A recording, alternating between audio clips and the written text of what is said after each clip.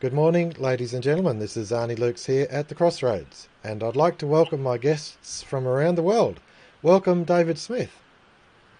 Good morning, Arnie. No, it's pleased to have you, David. How's the weather in New South Wales? Beautiful sunshine here in Inverell, but raining towards the coast. Okay, right. That's interesting. Right, in Adelaide, it's mid 30s. We've had a few warm days. Nothing too exciting, but it's been reasonably kind. But I understand there are big things happening in North America. Robert Klinck, welcome, Robert Klinck. Hi, Arnie. Yeah, we had a pretty cold January and February here. Hmm. Nothing uh, record-setting or anything like that. It's just been consistently cold, Hmm. and I think people have pretty well had all they want to take of it. But down in the United States, they've had a calamity because of this huge storm that moved into a number of states, Hmm. including Texas. Hmm. Almost unprecedented. And Hmm. in Canada, we have a mentality that is prepared for something like that, and we also have uh, all sorts of insulated homes and Hmm. the ability to deal with cold weather. But in Texas, it came as a great surprise, and it's Yeah, really disrupted life down there. yeah, In fact, it resulted in some loss of life. yeah. People trying to keep warm, Hmm. Yeah, yeah. and it displayed the inadequacies of the solar energy and wind energy as a means of dealing with the needs of the population. Because when everything freezes up and the snow falls on the solar panels, there's no electricity at all from those devices. Yeah, that's right. It's exactly right.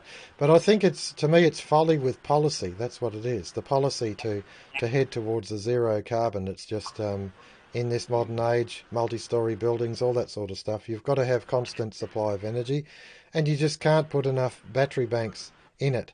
And of course, it's absurd. You need your base load. I've run in industry. I've run in oil and gas industry, and if you don't have your base load boilers running, producing power, producing steam to produce power, then you just cannot run. And of course, I've seen industries in Australia lunched, aluminium industries lunched through loss of power, unreliable power. Also in Port Augusta, I think it was the steelworks in its demise. Wally Clink, welcome, Wally Clink. Oh, hi there, Arnie. Yeah, we're smiling out in Western Canada now. Finally, just now, it's starting to warm up. We've been down in the mid 20 belows, Mm-hmm. and some cases 40 below, Wow. not here. Mm-hmm. And but it's warming up, and it's going to be near the freezing point probably tomorrow. Okay, it's So going to be near the freezing point tomorrow, and that's good. yeah, no, That's you're not impressed. balmy weather. We're a Uh, mid 30s, and you're freezing. Okay. yes, I know you're not impressed, but for us right now, it's a great relief. I am I actually see. impressed. I'm impressed with I, the resilience of the Canadians. Keep going, Wally. Sorry. oh, we're a tough lot. Hmm. Yeah. It might be a And matter of intelligence, Arnie, rather than resilience. Lack thereof. Okay, we'll leave that one alone. A lead with the chin there, Robert. Very good.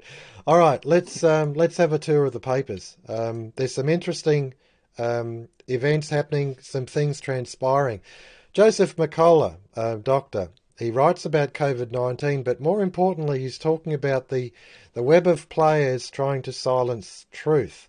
This is a really, really important article in my view, because what he does is he's actually placing the institutions and the corporations over and above government, plus governments, plus the industry, and plus finance. He's placing it all together as to these are the people that are actually bringing about COVID-19. This, if you like, this state of fear and terrorising of populations around the world. And last week I mentioned the neuro-linguistic programming of the Irish in the On Target. And the point I get from McCullough is that this, of course, is there's got to be players behind it. There's a big picture behind it. And he goes and names those players. He names the companies, he names the corporations, and those, of course, who are going to obviously benefit from this whole thing, which are the IMF, the World Bank, the World Health Organization, players like Bill Gates and Fauci, while they're front row. There's also the IMF, World Bank. They're behind it. They're financing everything, and they're exploiting it. So I think that's really important to start placing a picture of who these people are who are terrorising us. Now, I'll keep going with the papers. Now, in Australia, our Prime Minister, or at least the government, is advocating a rise in the unemployment. It's called a dole. I think what they're trying to do is transition from unemployment to a basic income, and they want to control it, and so, of course, they will put strings to it. It really is important to recognise that, in a sense, finance is releasing the community's energy towards different projects, and then that includes the farmer to grow the food that feeds you. So with the controlling of the issuing of finance in central hands like our government, then of course they can essentially extract from you whatever they want, and that includes mandatory vaccinations. Now, modern monetary theory, with the expansion of the dole, with the expansion of these if you like, issues of new credit, modern monetary theory is saying that that's unsustainable. It's unsustainable because it's not actually a closed loop. We can't ever actually pay this money back. And of course, that's exactly true. In this article, I believe it mentions the current debt, 277,000 million. It's enough for everyone to work for 4 years and still not pay the debt back. That's how big it is.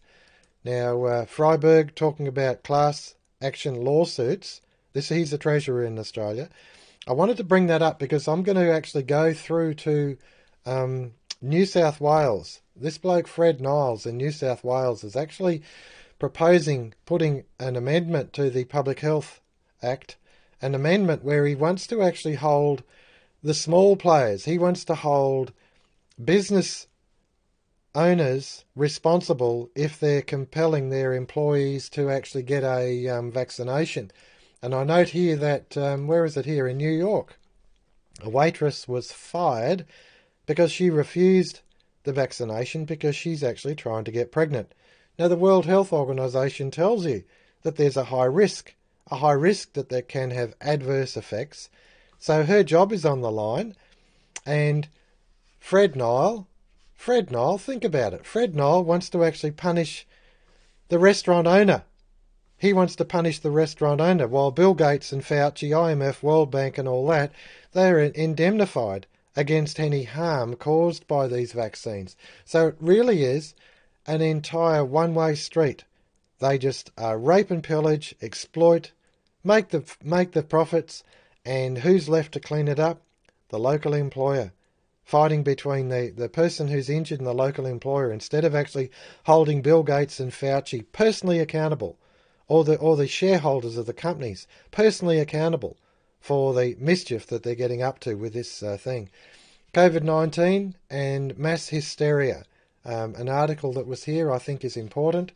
And finally, in the Australian, John Pilger, who's a writer, an interesting person at times, referring to the Victorian Premier as tin pot dictator. And in my view, that's an accurate assessment of who that man is. Tin pot dictator Dan, who's just recently placed an entire state, 6.6 million people, on lockdown, based on no one actually sick, no one hospitalised, but they got a positive test. No symptoms, they got a positive test. And so the whole state. It really is, we've gone completely insane. This is madness. This is madness. What are we doing? What are we doing? David Smith, Inverell, I'd love to hear your thoughts on the situation.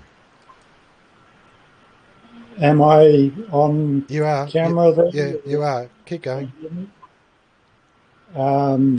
You're not coming through here to me at all, and everything you're saying is very broken up, Arnie. Okay, what I'll do is I'll come out of it, David, but you're actually okay. Your image is frozen, but your audio is coming through okay. So I'll go to Robert and give you a chance at the floor, Robert. Well, I noted the reference to your Premier of Victoria as a tin pot dictator. I have to say that in Canada, we have 13 tin pot dictators. They are all behaving as though they had strings attached to them.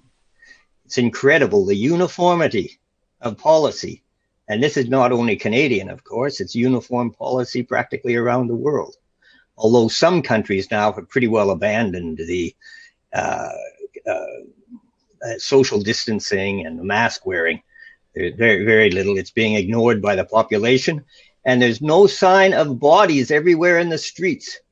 It's not creating the kind of havoc that we were told it would.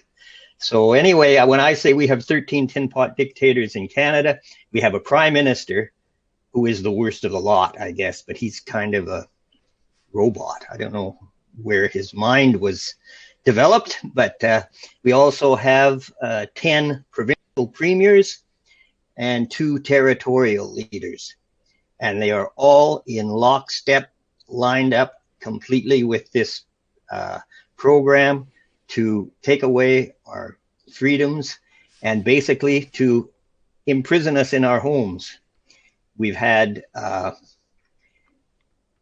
even curfews imposed.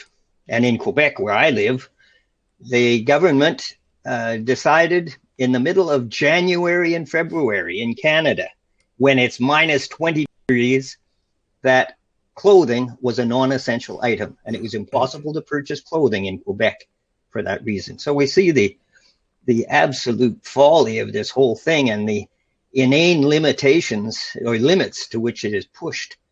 It's an unbelievable situation we're experiencing. Anyway, I guess that the plan is to introduce some kind of a basic income. I think it's remarkable that the income is going to be some arbitrary figure.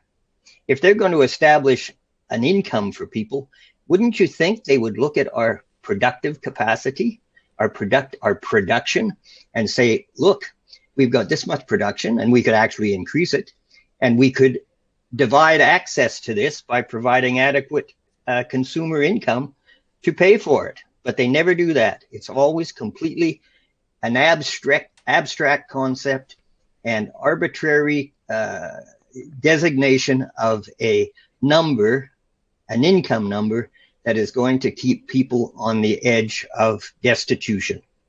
That's the long-term goal. There's a potential for a very good life because there's abundance pretty well everywhere, but they deny it by their arbitrary control over the amount of licenses to buy that they will allow the population to have. Thank you for that, Robert. That's a very vivid picture that you're painting, and it's essentially one of control, mastery and control, rather than one of freedom, liberty. Very important for us to consider these things. Your thoughts, please, Wallace Klinck. That's absolutely right. I agree with what Bob is saying. It's all about control. The governments do not want to give up their control. They don't look favorably upon passing that control to the population where it belongs. The governments are supposed to respond to the people, and the governments want to make sure that that ability is denied to them. Obviously, this approach that they've been suggesting, that they would come forth and offer credits to lift people out of the destitution, businesses, for instance. However, and that they would look after them, but they would do it on condition that they sign their assets over to the government. So this is obviously a purely Marxist approach, and it is tyrannical. And if people fall for it, it's most unfortunate because people will be inclined to accept anything that they see as some kind of economic salvation for their difficult plight of bankruptcy and so on. So I think that it's a power game, and unless the people themselves catch on to what's really going on and mount a thorough opposition to it, it will carry on. The only thing is, it's not going to work out favorably, and not working out favorably, it won't reflect. These policies will not reflect well on the politicians and the people who are behind them. No worries. Thank you for that, Wally. I'm just rebuilding our rebuilding our stage because it looks like David is hasn't got a secure enough connection. So we'll just work through with what we've got. Very important to recognise. This is why I think the McCullough article is so important, because he goes to the degree of actually showing you in this story at a glance. He actually lists the huge publication companies, marketing, public relations, banking industry, information services, education institutions. He's bringing it all together. Google, Microsoft, Bing, I would add Facebook to that as well. I found it interesting that just this week we're having problems with Google in Australia, but also with Facebook. Zuckerberg arbitrarily took news items from Facebook in Australia. And I think what it was to do with was the fact that this young women in particular are getting a bird's eye view of the ramifications of this COVID vaccine, mRNA, not a vaccine, but rather an injection of foreign material into your body. And they're getting a bird's eye view of what's going on. And so these things are actually going viral, that they're passing on this information amongst themselves. And of course, this is the last thing that Zuckerberg, if you likes, or the people who control him want. They don't actually want you to have information. They want to stifle information. And so what they're attempting to do is monopolise all sources of information. And that's why independent sources like this, like the Crossroads, the Australian League of Rights and other groups, it's why it's so important, because we're analysing what's going on and we're giving you another point of view. We've got our own platform, and it's up to you to spread the word, if you like, of dissenting views, of another point of view. All of these links for the resources that we've got, I'll make sure that you receive them when they're posted up.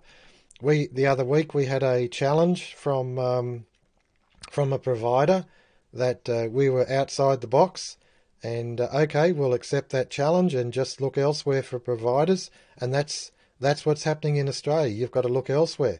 If Zuckerberg doesn't want to do the right thing, look elsewhere. If Google doesn't want to do the right thing, look elsewhere.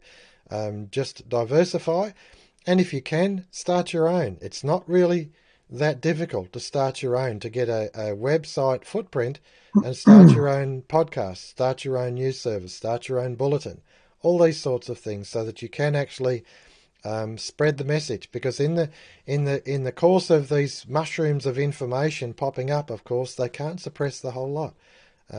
If they're a single entity and this is only the one source of information, then it's easy for everything to be sanitized. And in my view, it's very important, this diversity of opinion. Your thoughts, please, Robert Klinck. Well, I think people are coming to a shocking realization that the institutions that they counted on and actually believed existed for their benefit are not operating that way. I don't know if this is a new development, but they're certainly not operating that way now. And, we think of ourselves, and we regard ourselves as being of some importance when we look at ourselves.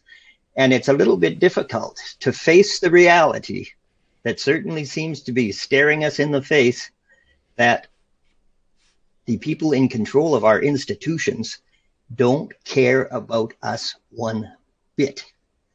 They will do actually anything to us that their masters, who are basically the financial institutions, because they're the ones who control initiative in society, ask them to do. This is a difficult pill to swallow, but if it's the case, it's a very good thing that people are going to become aware of the indifference of their politicians and their even professional classes to their welfare.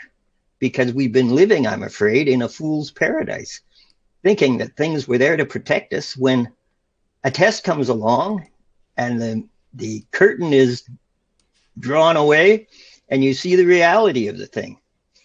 In the province of Ontario, just yesterday, just as an illustration of how indifferent they are, there was a member of the legislature who said he was going to propose a bill that would limit the income of the elected representatives to the level of the support that people are getting to supposedly tide them over through this crisis. Well, unfortunately, the guy let on ahead of time what his plan was. And if you can believe this, he went in, he proposed his bill. The Speaker of the legislature didn't allow it to be presented.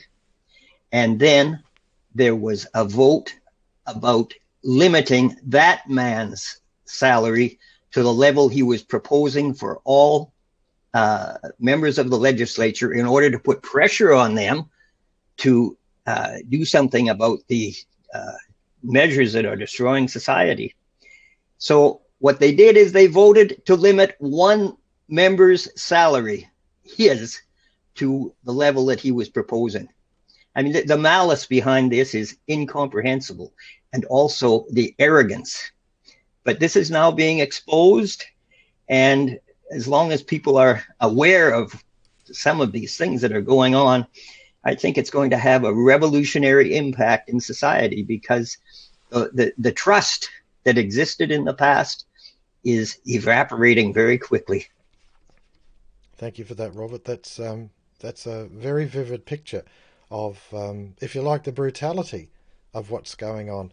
I read something, and I'm going to try and explain it, and I think it's important, the thinking that goes on behind what's going on, and that is the thinking, in my view, is of that they cannot see wrong in their own thoughts. It's impossible for them to see wrong in their own thoughts. They can't. It's actually it's a vying for the top job, if you like. Darwinism, I suppose, might be a way of describing it.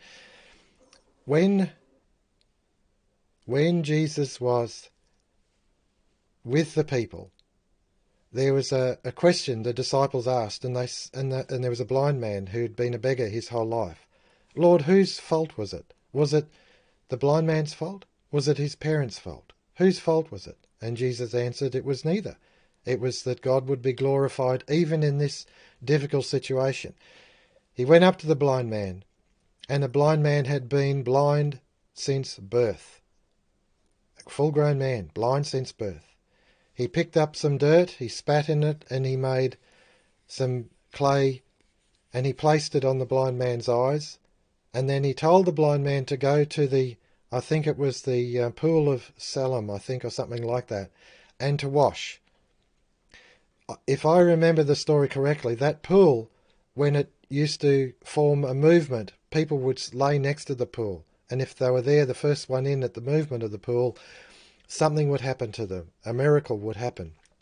The man went to this pool and he saw. And his sight was restored. He was made whole. That's really this is really what Christianity is about. It's about making people whole. It's about making the blind to see. And that was I was reading it in John 10. John 11 is all about Lazarus raising the dead to life. That to me is if you like, it's the music, it's the symphony of Christianity. That's what Christianity is about. It's about changing your point of view, about opening your eyes when you're blind. It's about when you're dead in yourself, whatever it is that you're doing is so wrong, it gives you life when you're dead.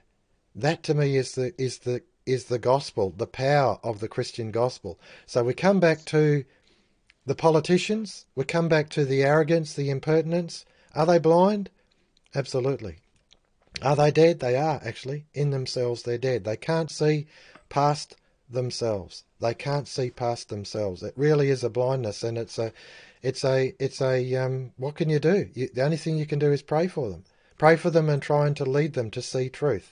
And that is what we're trying to do, is to release truth. Your thoughts, please, Wally Klinck. Well, there's an old saying, the truth will out. You can try to suppress it. You can put a lid on it, but the lid keeps lifting and little bits keep creeping out and seeping out.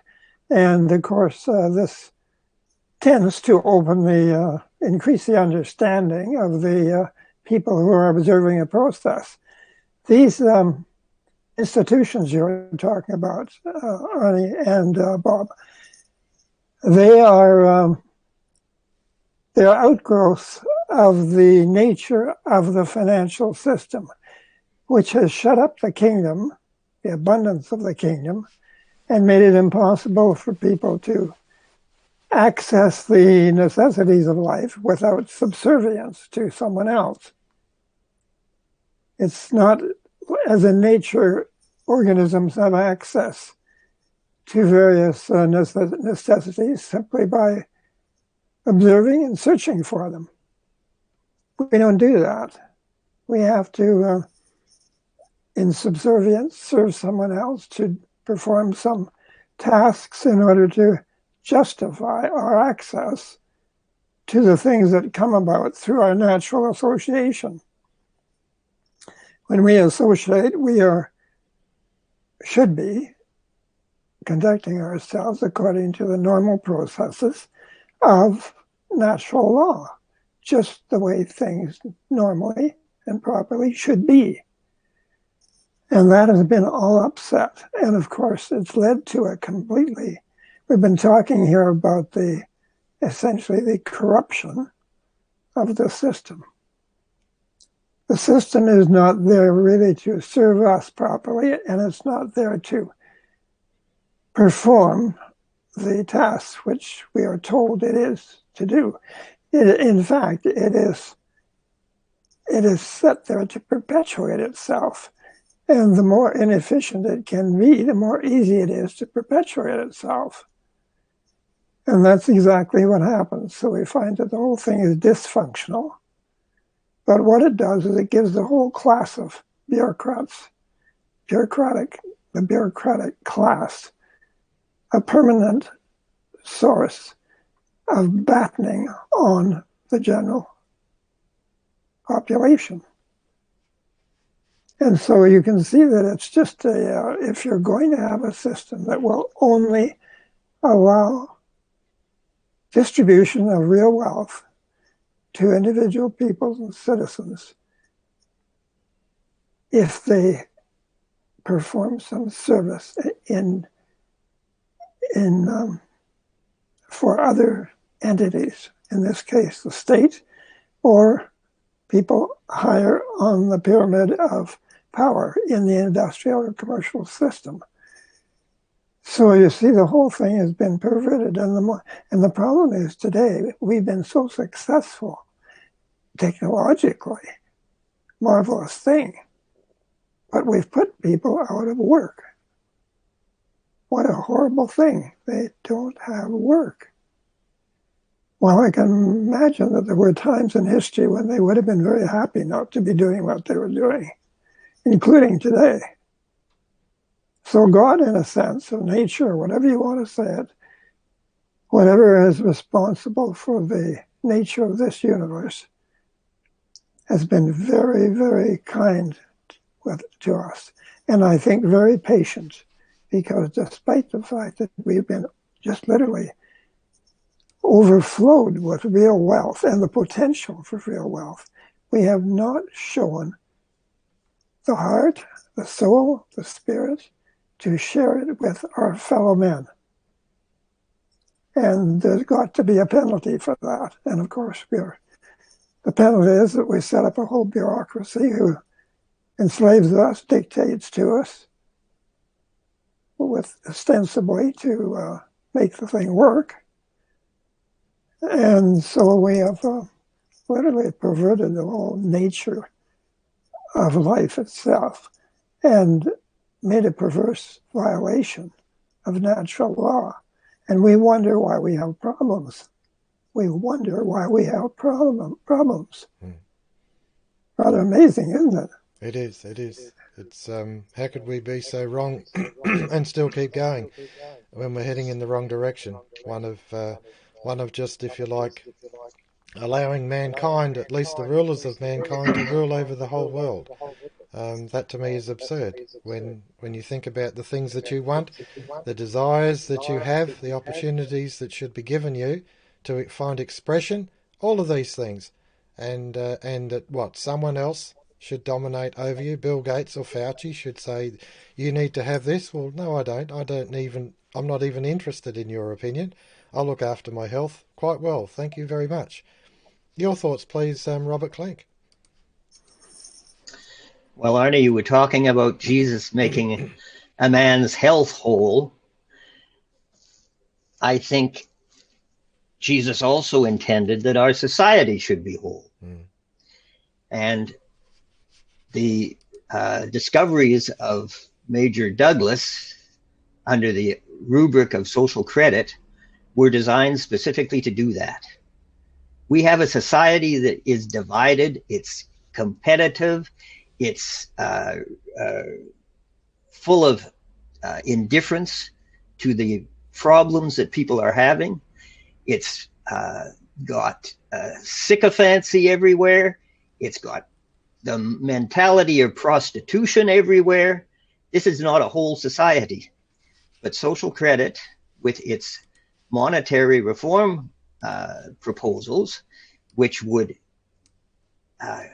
put every person in a position of independence from the domination of the will of others, would allow that wholeness to exist. And it would also allow love to exist. Because right now, the whole system is organized to thwart people's ability to love their neighbors. They don't have time for it. And if they do it, they're probably going to get in trouble because they'll end up speaking a truth that the establishment doesn't want to be promulgated. You know, whenever I see a little child, particularly a little baby, I look at that baby and I say, this child has come into a world naked. He's got no claim on anything in this world. And then I look at our history, thousands of years of technological development and progress. And this little child comes into this society with no claim on it. It's an astonishing thing. Actually, it blows me away. And what social credit proposed was a kind of sharing society. Now, the problem that conservative-oriented people have with such a notion is that they say it is undermining the principle of private property. But social credit doesn't do that at all. A man who is manufacturing 1 million cars doesn't want ownership of those cars. He wants to move those cars into the community, into the possession of people who are capable of buying them.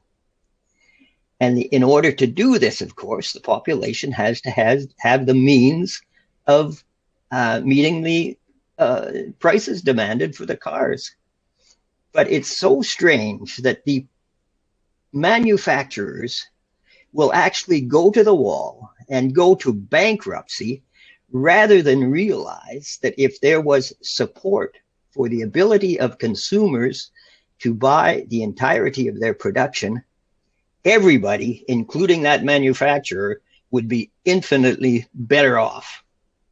The community would have the benefit of its productive capacity, and the manufacturers would not be sitting on mountains of unsold goods because consumers don't have the means to pay for them. So it's a bottleneck in the financial system that has to be dealt with, and social credit concentrated on that problem because Major Douglas, just more or less by accident, stumbled on the discovery of its existence. And so social credit came up with the remedy. And it's past time when people looked at it and adopted those proposals. And if we had social credit, we wouldn't be in this COVID crisis, because the only way that this has been imposed upon society is that power is so completely centralized now that a small number of people can dictate what everybody else is going to do. Well, if you have power in the hands of the population in the form of independence resulting from adequate buying power flowing to them, then they would not be buying the kinds of controls and limitations and suppressions of freedom that we're suffering right now. Thank you for that, Robert. I think it's a profound point to take into account, ladies and gentlemen, that in the Australian situation, probably similar in other nations, but in the Australian situation, it's the government, used to be through the tax base, would hand out the dole, would hand out some sort of financial support. And during this lockdown, they've actually, using supposed modern monetary theory, have issued enormous amounts of credits, enormous amounts. I think it was to the tune of $550 per fortnight over and above to people to supplement their lockdown, the lockstep lockdown during the supposed crisis. But what it's done is it's transferred the need, the psychological need for government to pay people. It's transferred that across. Instead of people being independent and self-reliant, they're now looking to government every time. And of course, social credit, Douglas social credit, undoes that. It deconstructs that whole narrative because the National Credit Authority, similar to a commission for weights and measures, determines what the dividend will be, determines what your payment will be. It's separate from government, has nothing to do with government, has got to do with the actual real world of what you're producing and what you're capable of consuming and how much spending power is actually in your hands in the form of wages and dividends. It's actually, if you like, it's a calculated value. And so the issue of the dividend, debt-free, is to balance and hold that in equilibrium. This is really, really important. It's, as the authority, it's independent. It observes what is real, the natural world, if you like, the natural release of technology, of energy, of raw materials, of individual initiative within community. All of these things taking into account so that you can buy, as a community, you can buy what you actually produce and you're not subservient to the government or to Bill Gates or anyone else. Your thoughts, please, Wallace Klinck. Sounds remarkably rational and intelligent to distribute what you produce. What are you going to do with it? Keep it until it rusts, until it goes moldy, until it obsolesces, and so that your effort is all in vain? No, you produce in order to use things, and you should be able to do it immediately that they are available.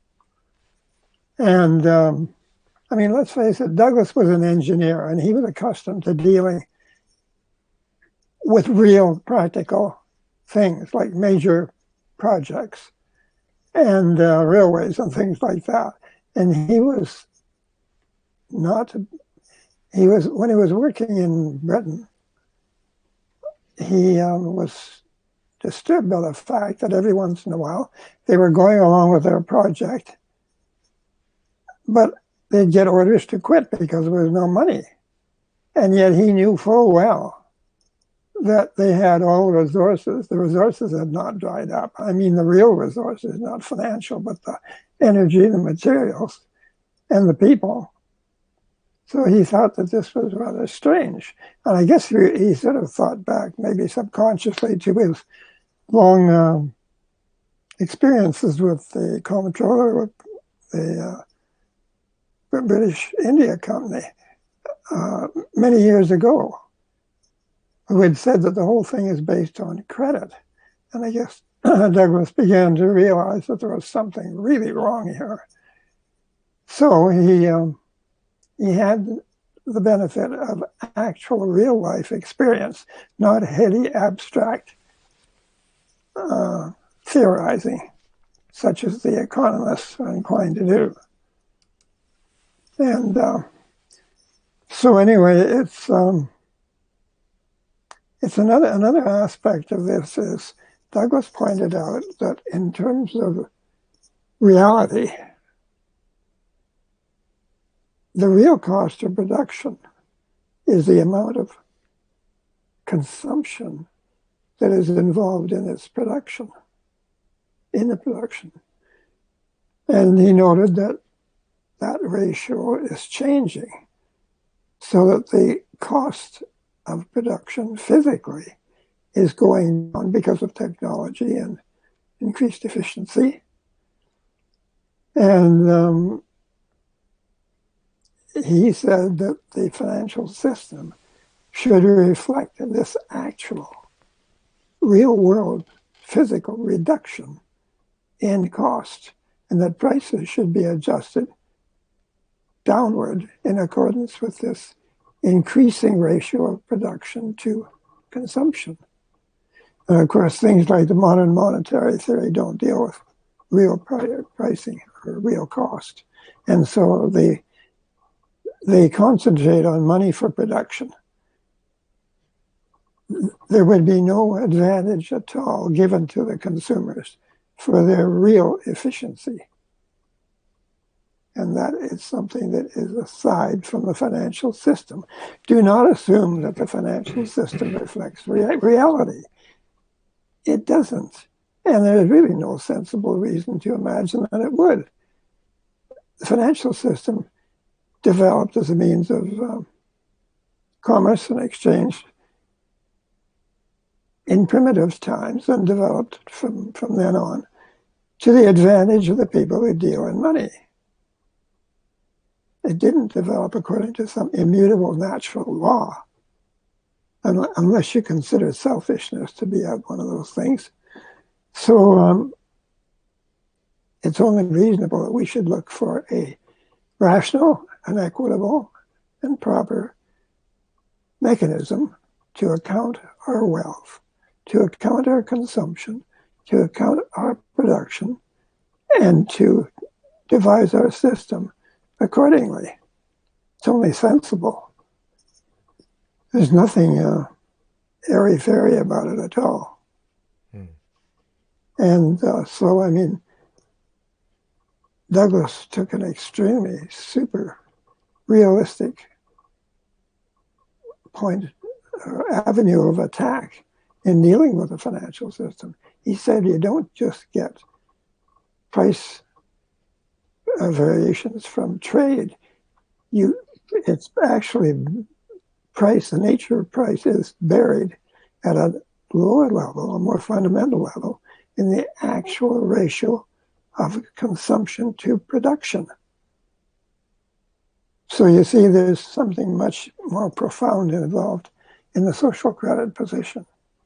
And of course that savings translates into either the ability to produce more things you might imagine, but by your choice to choose more leisure in your life so that you can pursue knowledge, pursue culture, and become whole, as Arnis said, whole as human beings.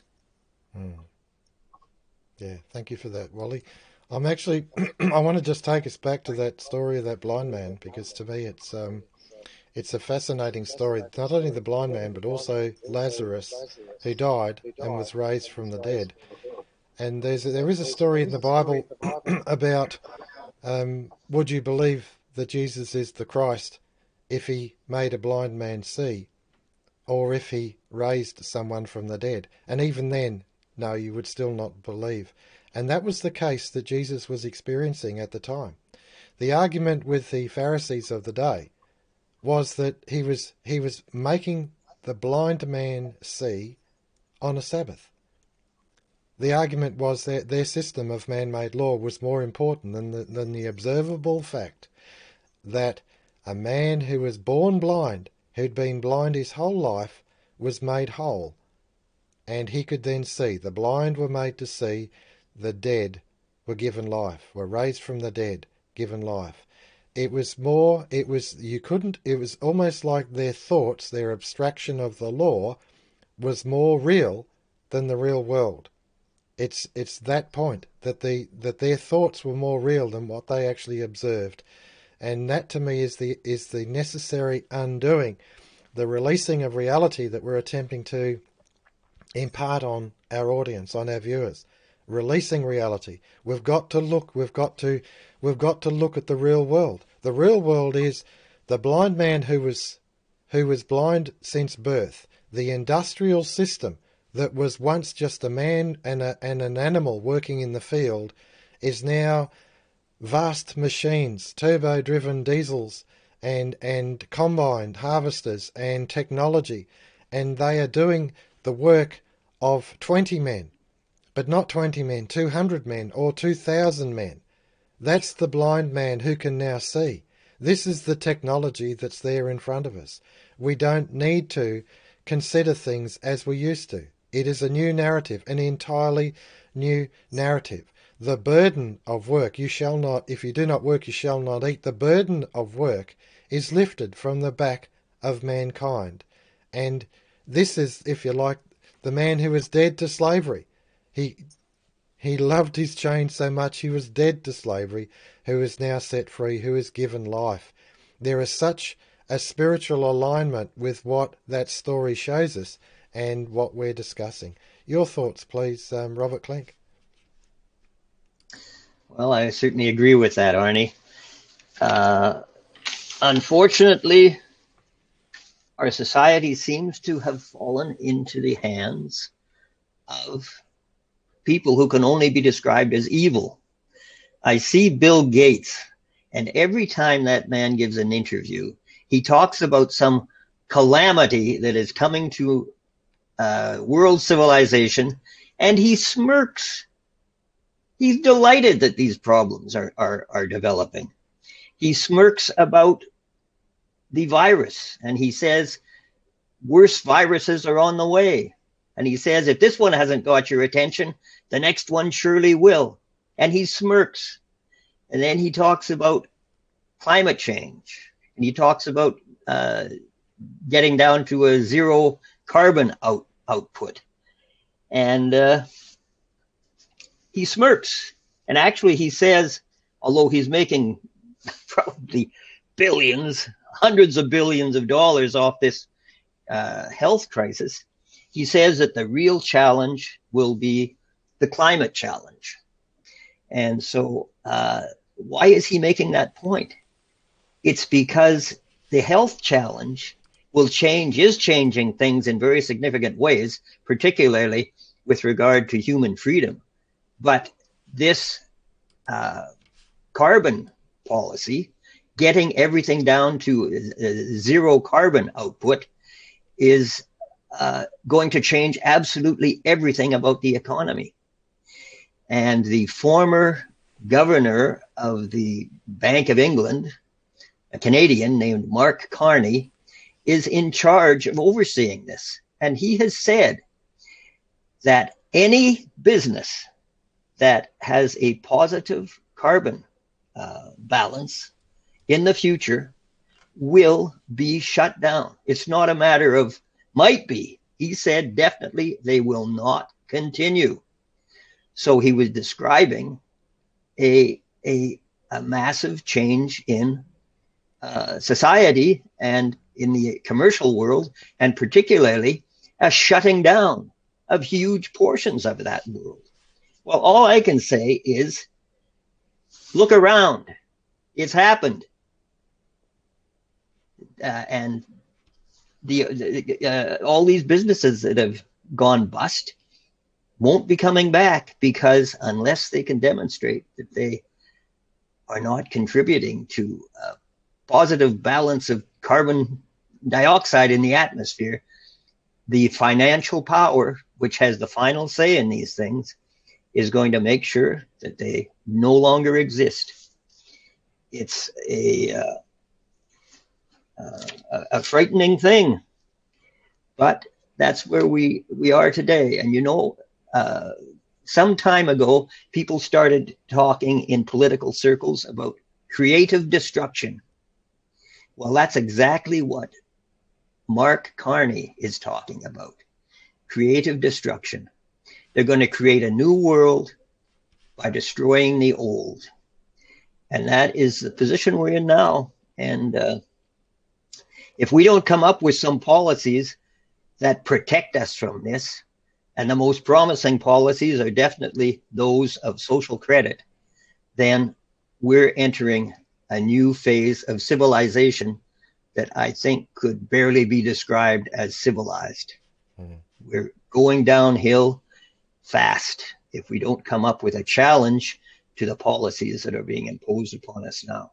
Yeah, yeah. Thank you for that, Robert. That's particularly well put. Very vivid in my mind that it is such an imminent threat, and that we have to change our thinking. We have to change our thinking. Each week I write in the On Target, and it's all about developing self. It's all about investing in yourself and attempting to understand what is going on in the area of politics, in the area of philosophy. Why is philosophy such a foundational thing to understand before you can even take the first step? What you believe, because it's what you believe, one person to the other. What you believe, thou shalt not steal, thou shalt not murder, etc. What you believe is so fundamental. And if you can't actually hold that together, if you can't actually agree that this is what we believe and then move out from that point, you can't actually have a policy. You can't have anything. Your thoughts, please, and closing comments, Wally Klinck. Well, Arnie, I must say that I am not particularly proud to inform you that Mark Carney is an Albertan, comes from Alberta. And so he is coming out of Alberta, where they were at one time trying to liberate people from the tyranny of finance. And he seems to be a key player in establishing that tyranny. So I've got nothing to really feel proud about on that issue. Not my fault, of course. But in any case, yes, we have to become alive. We have to become quickened. Jesus said that he left briefly to return with the Holy Spirit to live within us. But we have been so corrupted by false doctrine, false philosophy, and what should be blatant absurdities with regard to the overcoming of scarcity, that we apparently have succumbed to the idea that works contains the idea of salvation. You can work yourself to death if you're doing it for the wrong purpose, without the spirit, without the soul. As Christ said, they're filthy works. They're dead. Mm-hmm. He said that, seek the kingdom which is within you and which was brought to us. And all of these things will be given to you. You don't have to go out there and slave in some coal mine in order to obtain your daily bread. And indeed, we don't pray that way. We ask that it be given to us. But our problem is spiritual, it seems, fundamentally. We've got this idea that anybody who doesn't work and work hard, serving whoever, ultimately the bankers, of course, is somehow morally affected by moral turpitude. It's as though there were punishment, according to the Old Testament, is the normal mode of life.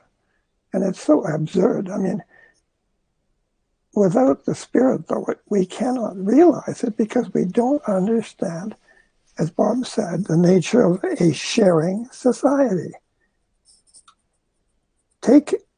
Move away from human society, and you have a sharing society in all the different species. They draw from their environment physically. But we have a system of mathematical representation which prevents us from doing that unless we give up our souls to those who would master us and control us and determine what we should do and not do in life. And those, unfortunately, are the people who espouse these ideas and try to administer them. They're the people who are controlling the situation now. And it's an evil which purports to be a blessing or a righteousness, which is hard to comprehend if you come at the problem from, actually I say at the blessing because it's in a blessing of unassimilable plenitude, which we consider a curse. This is an amazing thing, actually. It really is. I can't begin to quite understand what's going on. Why would we go through this type of absurd type of existence? It just doesn't make sense. And certainly it does not make sense from the standpoint of the Christian message. Christ liberated us from the Pharisee, the doctrine of the Pharisees and their tyranny of fear and control over the people. Why do we want to remain under that domination? See, it's I guess it's just the fact that some people they don't have the spirit, they don't have the soul, and therefore they don't have the perception because they're living in a different world. Yeah. Thank you for that, Wally. That's beautifully put. Living in a different world. It was that if they saw, would I believe if the blind man could see or the dead were raised? Would I believe? And they still didn't believe because it's they couldn't. It wasn't within them. Their rational thinking stopped them from actually looking at the observable world. Your thoughts and closing comments, please, Robert Klinck. Well, it's very disturbing to see where purported Christians have ended up today. I mean, there are many very good people among that community, but the whole thing has been hijacked to a great extent by this obsession with personal salvation. Frankly, I leave that in God's hands. I think you do what your conscience tells you is right. And you say, however this turns out, I'm doing what God wanted me to do. But that's not the way Christianity has been turned, particularly in these, I don't know. Happy clappy. That's right. Happy clappy Christians at church. I mean, all they're concerned about is themselves. Am I saved? It's insanity. That's not the message of Christianity. And why are they assuming that they can decide this issue better than God himself? I really think the problem is that Christianity has been set on false paths. And if that could be rectified, then I think our problems would tend to evaporate, because the message of Christianity is one of love of all creatures, all other people. And if that became your priority, rather than the obsession with getting yourself into heaven, I really don't think we have the mental capacity or the perspicacity to know how that's going to be done. Then it would be a completely different world. You know, 1 billion or 2 billion purported Christians in the world, and how ineffectual have they become? Christ came to make all things new. I don't think Christians are doing a very good job of that. They're just kowtowing to interests and power structures and thinking of themselves rather than the making of the world anew. That's the big challenge that was set for us. And social credit is an insight into that. People who understand what social credit was proposing get a completely fresh perspective on the Christian faith, because it provides a mechanism whereby we can actually love each other, which the current system tries to discourage in every conceivable way. Yeah, that's right. That's exactly right. Darwinism is dog eat dog, survival of the fittest, and Christianity is about mutual love and cooperation. It really is about releasing reality, and I've come from a lot of denominations. In the end, I don't actually participate in any denomination, but I've looked at quite a lot, and I've seen the pluses and the minuses in them all, and they're all filled with people. And yes, if you like, the injection of nihilism, I'd call self-centeredism, if you like, that you're referring to, that comes from the very earliest point, the advertising. Dad, I want this. Mum, I want that. Whether it's TV or it's peer group pressure or whatever, I want to wear a certain type of jeans. I mean, I know these pressures because I grew up with them, and it was nihilistic, self-absorbed. And it's at the point of actually undoing, deconstructing that self-absorption. And then you start to look and you think, wow, that Lord's Prayer is pretty profound. Thy kingdom come, incarnating. Thy will be done, in earth as it is in heaven. Incarnating God's kingdom on earth. That's a commandment. We're supposed to pray that. Teach us how to pray, Lord. Thy kingdom come, thy will be done, in earth as it is in heaven. Not get me past the get me safe home, give me an escape plan for eternity. That's not Christianity. It's bringing about God's kingdom.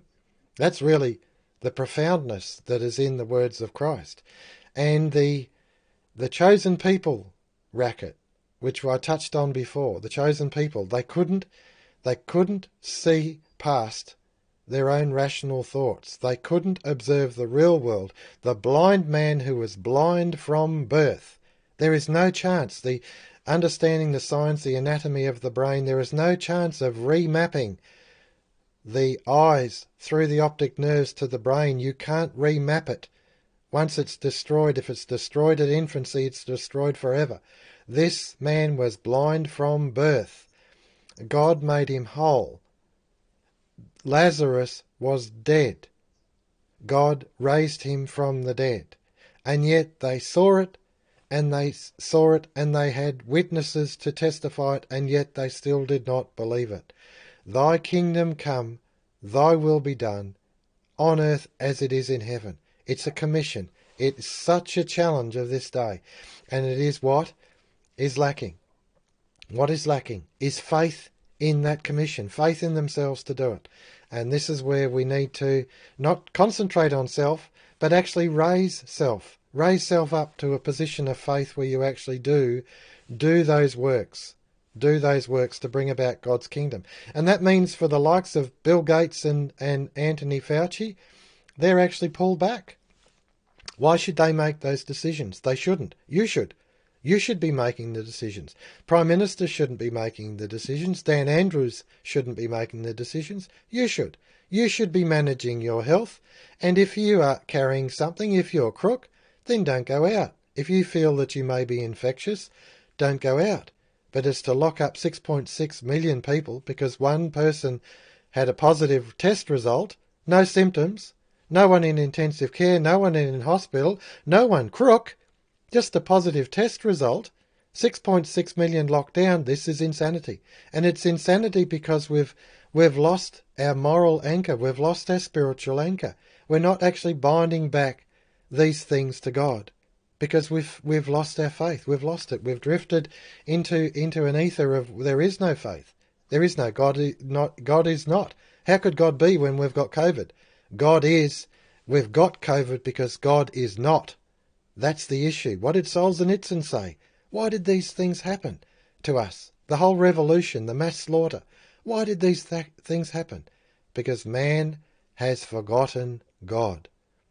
And he also said that the real value of culture is the spiritual value. It's the spiritual value within each individual. That's the value of culture.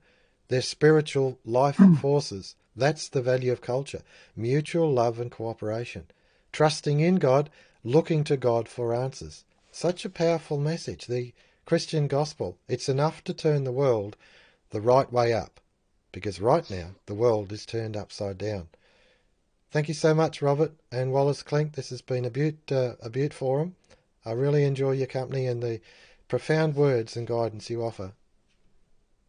Thank you, Thanks again, Arnie. Arnie. It's a pleasure to explore these things. It really is. It feels like a regeneration. That's our hope. That is our hope. Cheers then. Thanks, ladies and gentlemen.